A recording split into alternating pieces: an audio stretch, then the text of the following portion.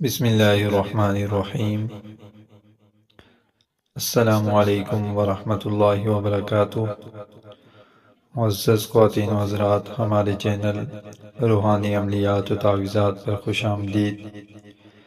کیا آپ بھی اس مشکل سے گزر رہے ہیں کہ آپ کے بیٹے یا بیٹی کے لیے اچھا رشتہ نہیں مل رہا، یا ہر بار بات آگے بڑھ کر رک جاتی ہے؟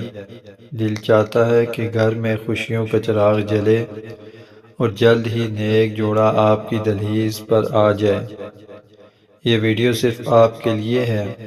آج میں آپ کو ایک ایسا مجرب، طاقتور اور آزمودہ روحانی نسخہ بتانے جا رہا ہوں جس کے سینکڑوں خاندانوں نے فوائد دیکھے ہیں۔ یہ نسخہ صرف 21 دنوں میں آپ کی مراد پوری کر سکتا ہے۔ لہٰذا اس روحانی نسخے کو تفصیل سے سمجھنے کے لیے ویڈیو کو پورا دیکھیں، کیونکہ اصل عمل کا طریقہ کار میں ویڈیو کے آخر میں بتاؤں گا۔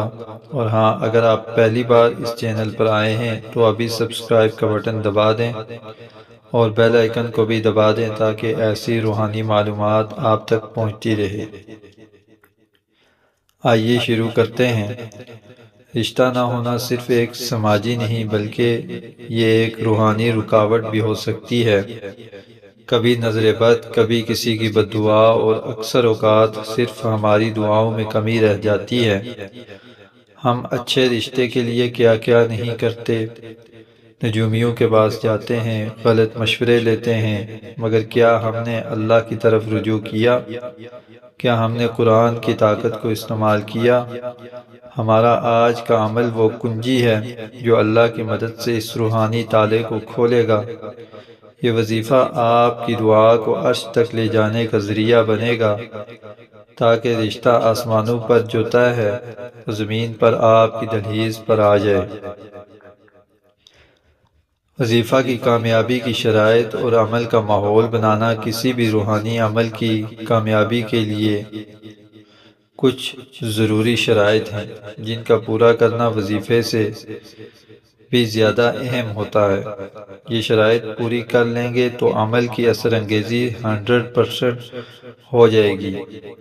یہ عمل صرف ایک وظیفہ نہیں، یہ اللہ سے بات چیت ہے۔ یقین رکھیں کہ اللہ آپ کی سن رہا ہے۔ شک کی حالت میں کیا گیا عمل کبھی پھل نہیں دیتا۔ عمل کے دوران وضو میں رہنا اور صاف ستھرے لباس میں ہونا لازمی ہے۔ اس عمل کو روزانہ عشاء کی نماز کے بعد ہی کرنا ہے اور 21 دن تک اس میں کوئی ناغہ نہیں کرنا۔ صرف خوبصورت یا امیر رشتہ نہیں بلکہ نیک، صالح اور بہترین رشتہ ملنے کی نیت ہونی چاہیے۔ بہترین نتائج کے لیے جس لڑکے یا لڑکی کے لیے یہ عمل کیا جا رہا ہے، اگر وہ خود بھی پاکیزگی کے ساتھ اس میں شامل ہو سکیں تو نور علی نور ہو جائے گا۔ آپ پوچھیں گے کہ اس خاص عمل میں ایسی کیا طاقت ہے؟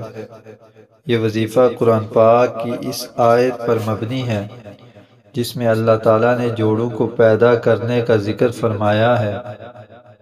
یہ آیت خالق کائنات کی ایک صفت کا اظہار ہے کہ وہ ہر چیز کو جوڑوں کی شکل میں پیدا کرتا ہے۔ جب آپ اس آیت کو اتنی کثرت سے پڑھتے ہیں تو آپ اللہ کی قدرت کو پکارتے ہیں کہ وہ آپ کے لیے بھی نیک جوڑا تخلیق فرمائے۔ یہ عمل نادیدہ روحانی رکاوٹوں کو ختم کرتا ہے۔ یہ آیت نیک اور مناسب رشتوں کو آپ کی طرف کھینچ کر لائے گی۔ بات چیت میں آسانی ہوگی اور جن دلوں کو اللہ نے آپ کے لیے چنا ہے ان میں محبت ہوگی۔ اب چونکہ آپ نے عمل کی اہمیت و شرائط کو پوری توجہ سے سن لیا ہے تو آئیے اب اس مجرب وظیفہ کی تفصیل نوٹ کر لیں۔